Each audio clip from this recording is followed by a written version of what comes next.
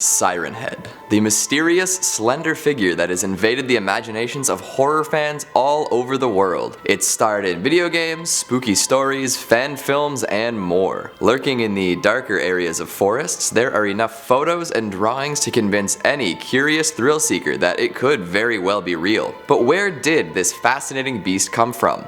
And what does it want? Are we safe? All these questions will be answered in due time. Hello horror heads, and welcome back to the scariest channel on YouTube, Top 5 Scary Videos. I'm your horror host, Keegan Hughes, and today we are taking a look at one of the more prolific pieces of internet lore over the past little while. So put on your hiking boots and make sure your flashlight is fully charged, because we're looking at the top 5 scary Siren Head facts you need to know. Before we get started, make sure to give this video a big thumbs up and subscribe for more cryptid content. Filling out our number 5 slot, we've got Siren Head's origins. So where did Siren Head come from?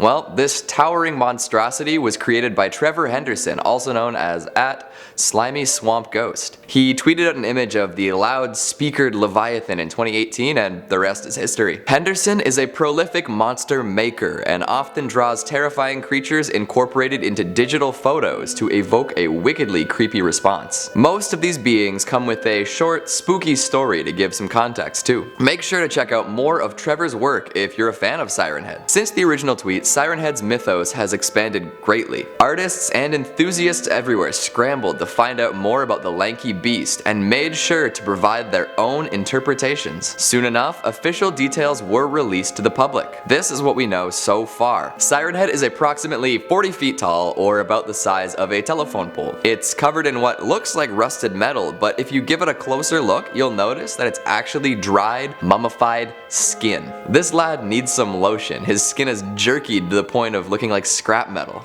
Extending out from his torso, Siren Head's arms are as long as his body, with knuckles almost dragging along the ground. This gives an appearance similar to a gibbon. I can only imagine how far those reach in a chase scenario.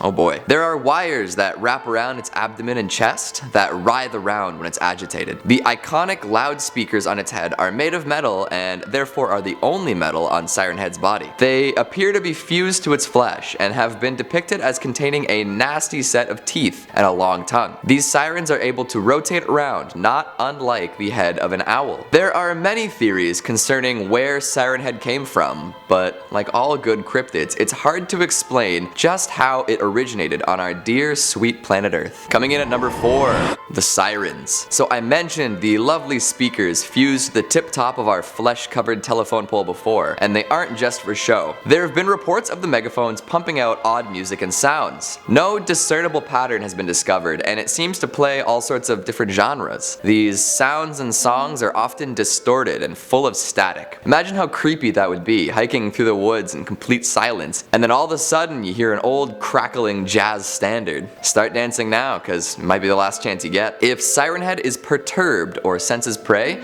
it will sometimes angrily shout random words and numbers. There's also a loud, shrill noise that might remind someone of an air raid siren. This has an extremely disquieting effect on anyone who hears it. When sleeping, Siren Head produces constant white noise. It sounds almost peaceful. However, don't be drawn in by its less threatening noises. Just because it's asleep does not mean it's not dangerous. The last, most terrifying thing that Siren Head will do with its speakers is imitate human speech. Why is that so terrifying? Well, I mean, anything inhuman that mimics us usually ends up at the bottom of the uncanny valley, and hearing human speech come out of something like Siren Head is pretty uncomfortable. But there's a very specific reason why this copycat is bad news, and we're about to find out. Coming in at number 3, it hunts humans. What else would this malnourished monolith do? It was put on this earth to scare us and then eat us. The perfect creature. No one is quite sure how this process works though, as anyone who's been close enough to get devoured, well,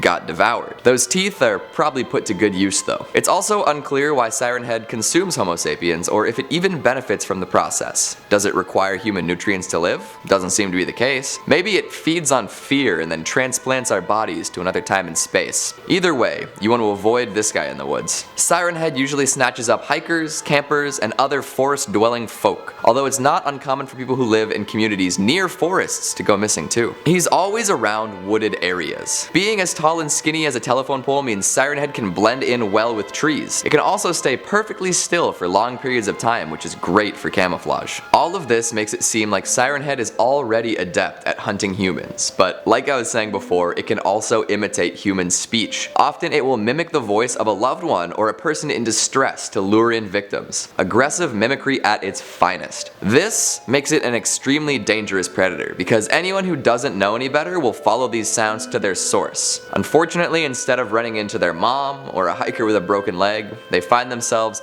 face to face with a 40-foot fiend. Although many people don't seem to mind that Siren Head is a dangerous predator, fans will just say it's misunderstood. A friend you haven't met yet.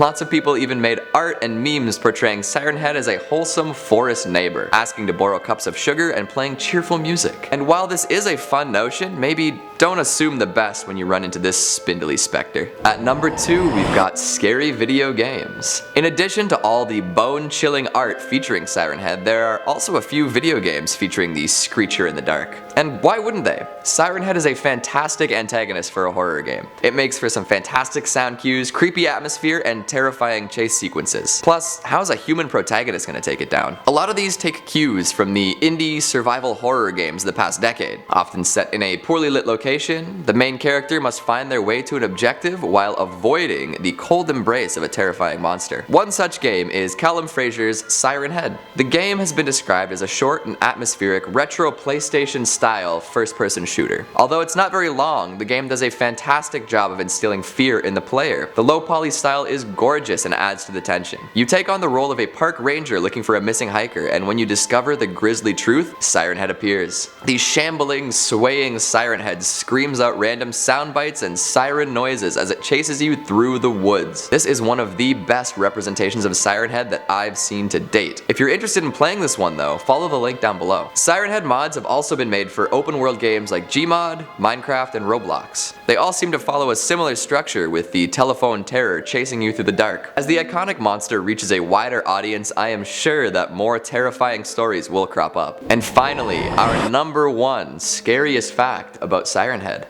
There are multiple Siren Heads. Yep.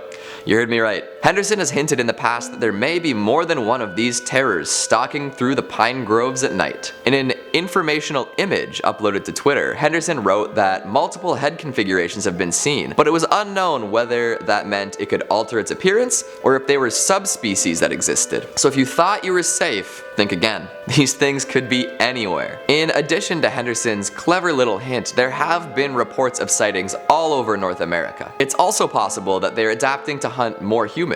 Some say that they have the ability to adapt to urban environments by mimicking lampposts and other structures. Imagine a pack of these things chasing a poor businessman down the street, arms outstretched. Personally, I welcome our new siren overlords. I just hope they play something good before devouring me. And there you have it. 5 frightening facts to help you survive the impending Siren Head invasion. What do you think is the scariest thing about Siren Head? What is the last thing you'd want to hear while hiking through the woods? Make sure you let me know down in the comments. Before I read off some of your comments from last time, make sure you check out some of Trevor Henderson's other work and give that Siren Head game a whirl.